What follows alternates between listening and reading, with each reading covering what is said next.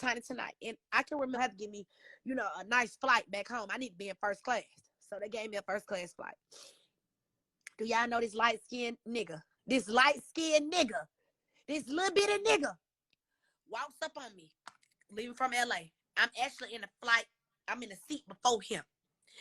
And that nigga told me, that nigga said, how did they help? How did they help make it to first class? Y'all, there was so many white folks on this plane with us in first class. That motherfucker said, how did help make it to first class? Y'all know what I did. I was on the plane. Let me show y'all what I did on the plane. Let me show you. He walked up to me and said, how did they help make it to first class? It's so many white folks all around us, y'all. I did like this. I slid down in the goddamn seat in the first class seat. I slid down. Because I didn't want nobody to look at me. Like, how the fuck is you calling me to help when your wife don't even fucking pay me for real? You come out to help? That shit was so fucking embarrassing. Imagine being on a plane loaded with nothing but crackers. We probably the only 3 black people in first class. And that motherfucker walked up on me and said, how to help make it to first class. What's going on, Rebel family? Today's video, why is the help crying? But before we get to the video, go ahead and like, share, and subscribe to the channel. So, today's video, I want to talk about, I guess her name is Shekinah Joe, Shekinah Joe, whatever. She, I guess, was an ex-friend of Tiny, who is, from the group Escape, currently married to T.I., the rapper Tip, or whatever his name is, and so forth. Anyway, she just recently went viral with the clip that you saw there. I'm gonna play it again here in just a second. The clip basically stating some of the issues that she's had with Ti over the years, and one of the worst ones with him calling her the help. And this is one of the reasons why she hates black men. So I'm gonna go ahead and just play it for you again here real quick. Okay. Tiny tonight. And I can remember had to give me, a nice flight back home. I need to be in first class. So they gave me a first class flight. Do y'all know this light skinned nigga? This light skinned nigga. This little bitty nigga walks up on me, leaving from LA. I'm actually in the flight. I'm in the seat before him. And that nigga told me, that nigga said, how did they help? How did they help make it to first class? All right, so let me pause it there. When I first saw the clip, I was laughing because when she was calling, Ti or Tip or whatever, that this light skinned dude, this light skinned N word, this little bitty N word, the little bitty N word was funny because the dude is small or what have you with it. Right now, with regards to this, I'm gonna say this. Do I believe what she's saying in terms of him calling her the help and kind of embarrassing her on the flight because she's in first class or whatever? I kind of believe her. Now, she kind of has, she's had issues throughout. She's kind of going viral for different things here and there. She went viral, I think, in 2020 to where she was crying because people were tearing up the Gucci store and people thought that she was defending the Gucci store, saying, Gucci ain't never did nothing to y'all while y'all tearing up these people's stuff, so forth and so on. Cops ain't never did nothing, She went viral for that.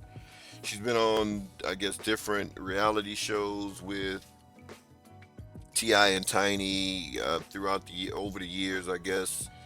Love and Hip Hop, whatever other show she's been on. So she's been around and she's been, I guess, friends in the Atlanta circles for a while with some of the rap stars or hip hop stars, and the women who are that circle. She's been around with these people, the TIs, the Tinys, the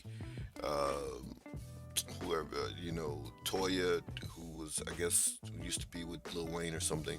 So she's been around with a lot of these people, and she kind of explained some of that in this clip. I'm not going to play it all because of just the language. She's over the top. But I just wanted to say in terms of, with regards to her, because though this video is kind of about her, it's not about her because it's clear that, to me, she has a lot of unresolved traumas that she needs to address.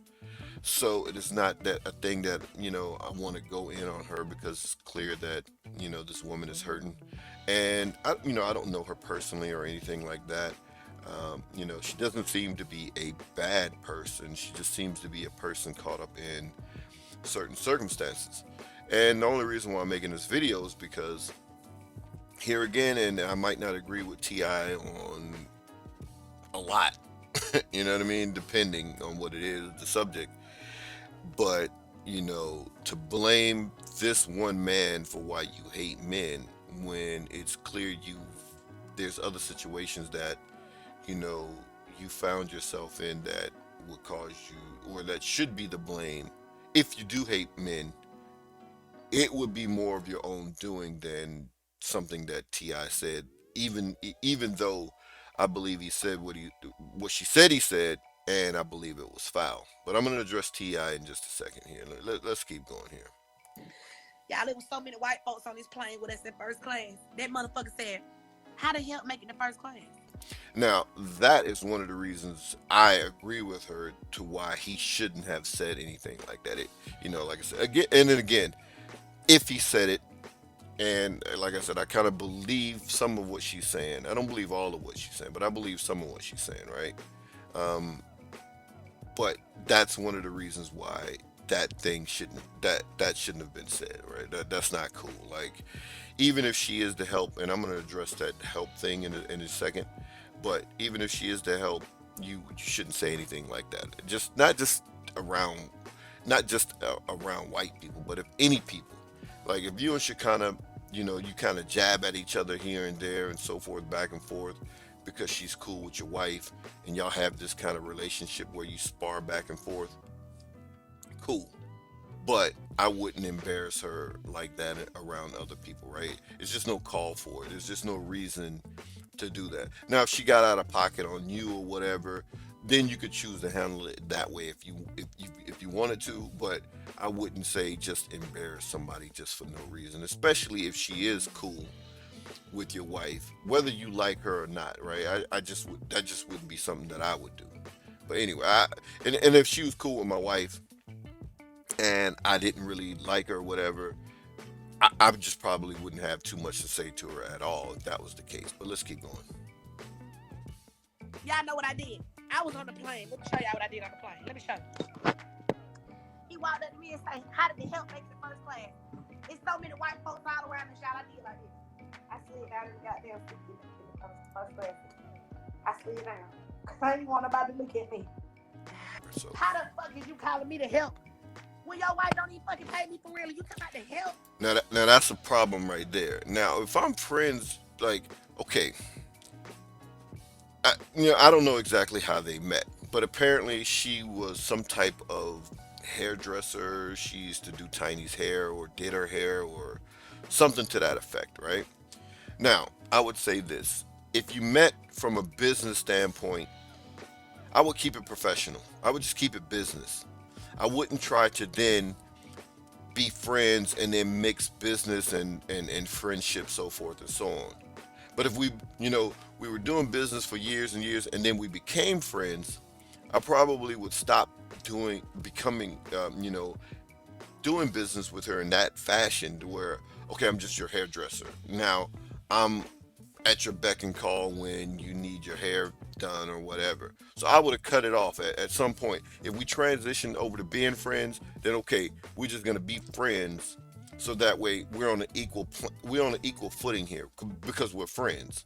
I'm not gonna be friends with you and then you have to pay me to do her bidding. And we see this a lot with people like rappers and they bring their friends on and then it's kind of like, oh, you're always in a subordinate position. That's one of the mistakes that she made here. And it looks like it cost them the friendship. That shit was so fucking embarrassing to imagine. Being on a plane loaded with nothing but crackers. We probably the only 3 black people in first class. And that motherfucker walked up on me and said, how to help make the first class. All right, so yeah, she tells some other backgrounds and some of the things that she was going through beforehand. Meaning, she started off there with this situation to where she was high. One of her one of the boyfriends or ex-boyfriends that she was with, she was high and he filmed it. Obviously, that was not the type of dude that you should be with. I don't encourage anyone to do that, and I'm actually against drugs. Drugs. You do a lot. Remember that? You never seen it. Oh, that's good. But a lot of people did see it. And it was a big deal. I had Seem got a in a little bad drunk here. abusive relationship, and that was not that person's fault. That was my fault. Because I was looking for love in the wrong places. So I don't blame that person. You understand me? I blame me because that was my fault. Okay. I hadn't been in a relationship in a long time, and I wanted to be in a relationship, so I ended up getting in one, and it wasn't the best relationship for me. But I don't blame that person. Well, there is some blame for that person because whatever his actions were, there's still blame on that particular person. So apparently she was in an abusive relationship physically, right? Where the dude was beating her up. So his actions, those actions are still his actions. He's accountable for what he did. You are accountable for what you did. So yes, you may have chose that type of dude. Yes, there's accountability on you for that. But then there's accountability on him for his actions. So he's beating you up for whatever reason, he's accountable for that action, right? So there's blame on him for that. There's blame for you on choosing him. Obviously, yes. I'm not going to dispute that. But seems like she's taking accountability, but she has not healed from this, right? She has not healed from this particular situation. And I'm going to end this here in terms of this is something else I wanted to cover. And I wanted to cover the response from Tiny and about their whole thing. Y'all can believe this Dizzy, I guess Dizzy B, Dizzy Chick, whatever, some curse word I would imagine. If you like, why in the F would I ask her to say what she said? Because she kind of said when she made that video talking about Tip and calling her to help, that Tiny was right there. She said, true enough, she wanted to speak up for me as a friend, and I appreciate that, but I never ever told her to say any of this stuff. Some of the background, apparently when Ti was caught messing around with that chick, some chick named Denise Burgos, right? That uh, Tiny wanted Shekinah to say something because Shekinah knew that girl Denise Burgos, and so as a friend, she said something about Ti messing with that chick or whatever, and that's what she's talking about. But what I wanted to say was about Ti with him. Okay, it's one thing, and I have no problem with a man if he says, all right, he tells his wife, look, one of the friends that you have is a bad influence on you. Cool. Now, I would just address my wife or whatever and just say, look, you know, don't have this chick around. She's bad, whatever. It's always something with her. It's always drama associated with her. But damn, Ti is the one that always has drama associated with him throughout the time that I've known of him.